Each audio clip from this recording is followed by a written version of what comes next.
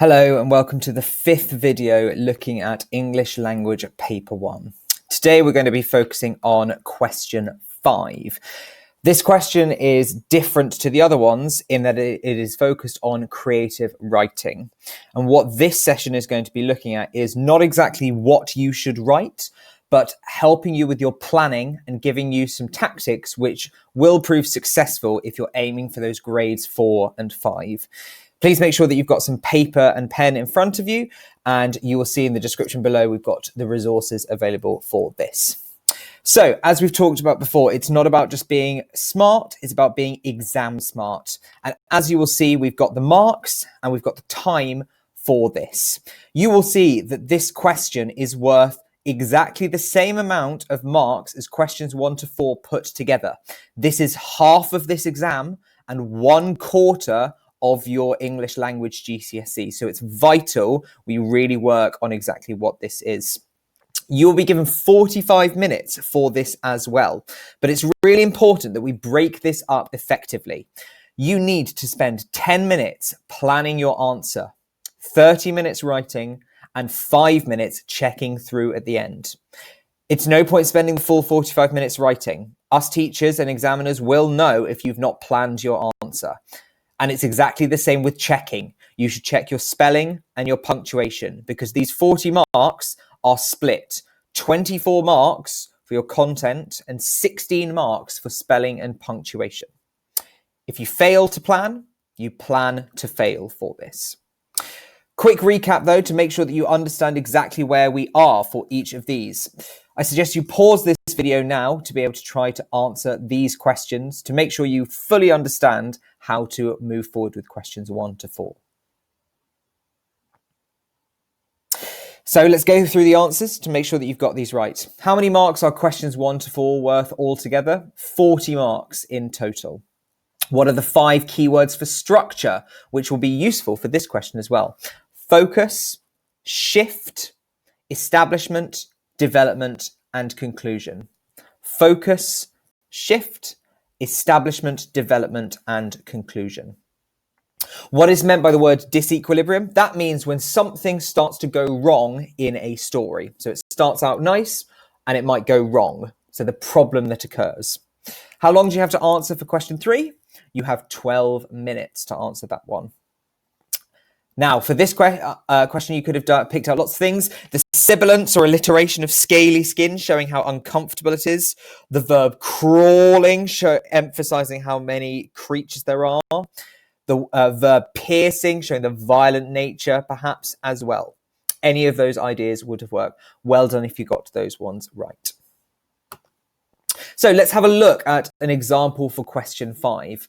You will see that there are 2 videos on this site for this because one is about descriptive writing and one is about narrative writing. And you will have a choice of the 2.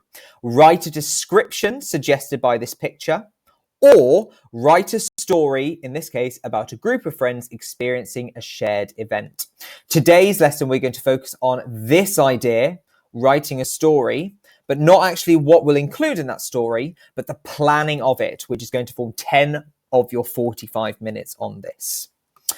So how are the marks divided up for the 40 marks? The first 24 we need to think about are your content and organization.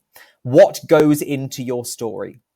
You really need to make sure that you're thinking creatively with this.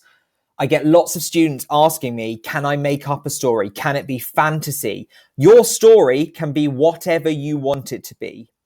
I don't recommend that you take a story of something that you've seen in a film and just repeat that story. But absolutely, you should be using characters that you know as influences.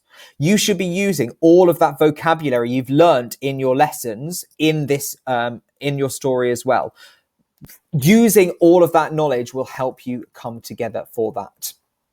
You will see, in order to get the top marks, these are the crucial things to understand. Convincing and compelling. It needs to be an interesting story. We're going to be reading lots of stories. Do not write about something cliched. The amount of stories we get about people writing about football when it's very rarely done well.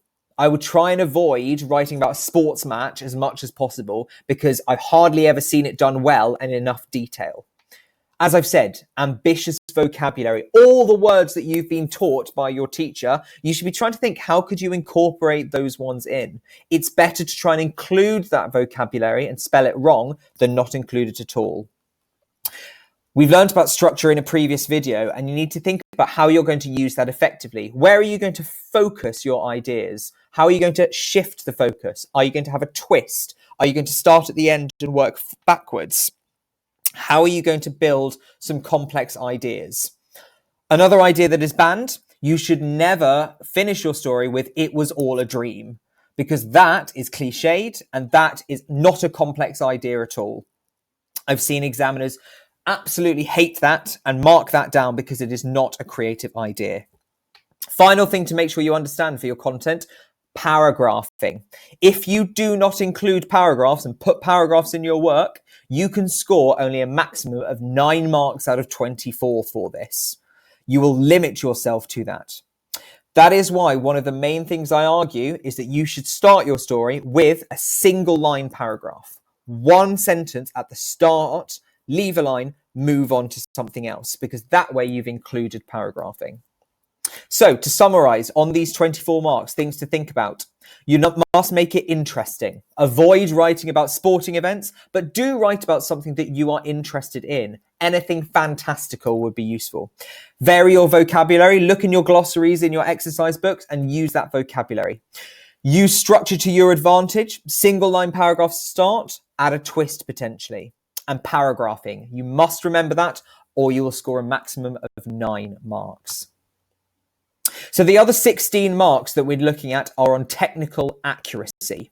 But what do we mean by that? We're talking about consistently secure sentence demarcation, that you know how to use full stops and punctuation and capital letters. If we see whole paragraphs that are one sentence, you are not being secure in your punctuation. But we are also looking for a wide range of punctuation. So therefore, your ellipses, ...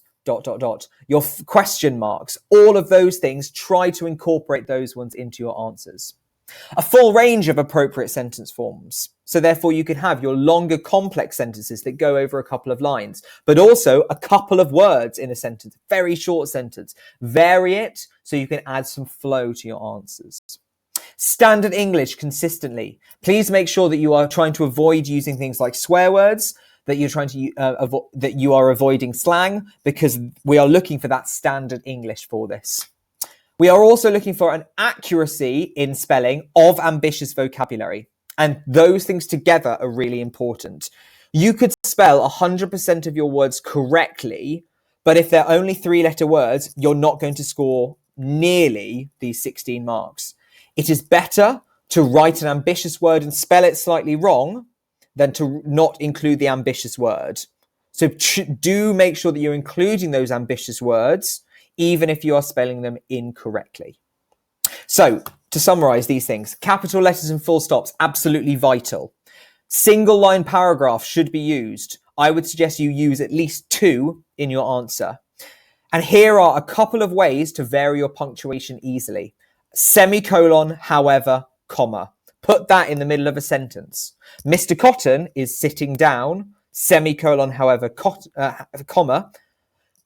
However, Mr. Dean is at school. Putting that in the middle of a sentence will help you out. I would also suggest perhaps putting a couple of lines of dialogue or speech in your work, because ultimately that's going to be showing that you can vary your punctuation, but don't rely too heavily on speech. If you rely too heavily on speech, then that's actually not doing as much description as we would want to see. So we're going to spend the rest of this video planning, for this 10 minutes, a section of a story set during a special occasion. There are 2 steps to your planning. You need to brainstorm your ideas, and then you need to plan your structure. And the hand is the most important thing to be able to help you out with this. So when brainstorming your ideas, the sky is really the limit. You can do whatever you want. A special occasion doesn't have to be something good. A special occasion could be a natural disaster. A special occasion could be, think about in lockdown. Try and think about something outside the box that's immediately going to grab the examiner's attention. That will help you out with this. I suggest you pause this video now to come up with a couple of ideas and brainstorm that.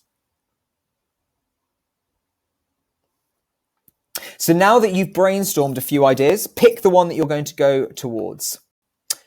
And this is an example. Say I've decided to do mine on a birthday party. I would like you to read this and think about what is actually wrong with the content we have here. Pause the video now. So you will look through this, and what you're going to find, there is too much breadth and not enough depth. Think about how many things happen in one paragraph. What we often find when people are writing stories, you are too focused on what happens and not enough on the detailed description that we need to see.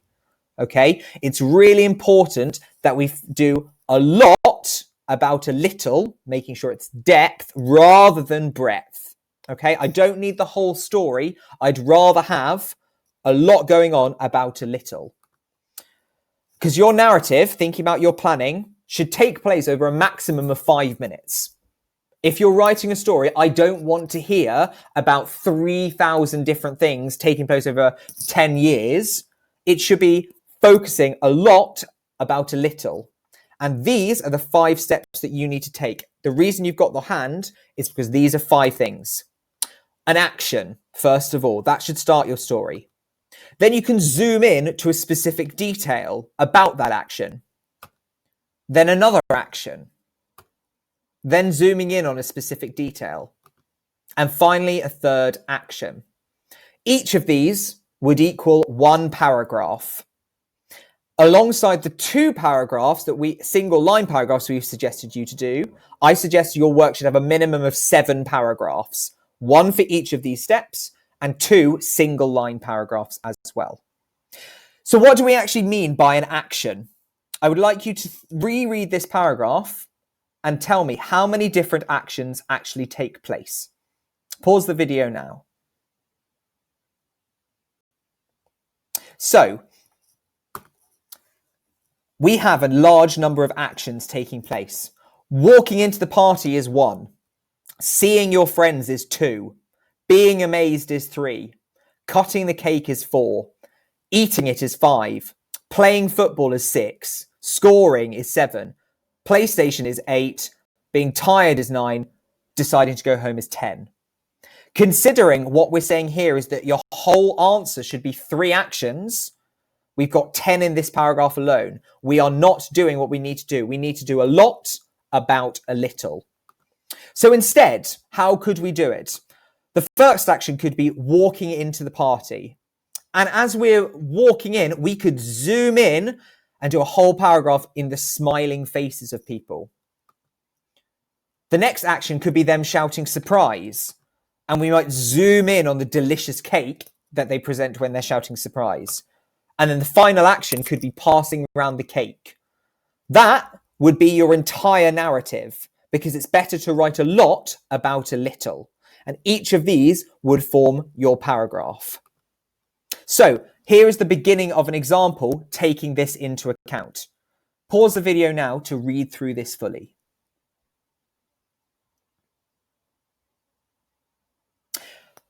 You will see that we've got, as we've talked about, that single line paragraph to begin with, to open that up. And we've got another single line paragraph there as well. So we're trying to use that function as part of our structure. But let's deconstruct this a little bit further. We want to make sure that we know exactly where we're going to go with this. I would suggest you pause the video now so we can then deconstruct the answer. So let's talk through each of these things that works effectively. Why is this an effective opening sentence? Because it's a single line paragraph and we have our ellipses at the end, ... We're using that variety in punctuation. Successfully here, darkness engulfed me. What we have there, which is particularly effective, we have some nice personification. You're not just saying it was dark, you're talking about being engulfed. Engulfed means to be taken over by something.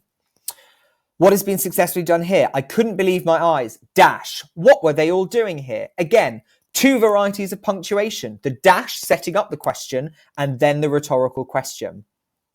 In this sentence here, you have got yourself a tricolon, a rule of three, but you've also got yourself a use of a simile. So again, we're zooming in on the detail of the smiles.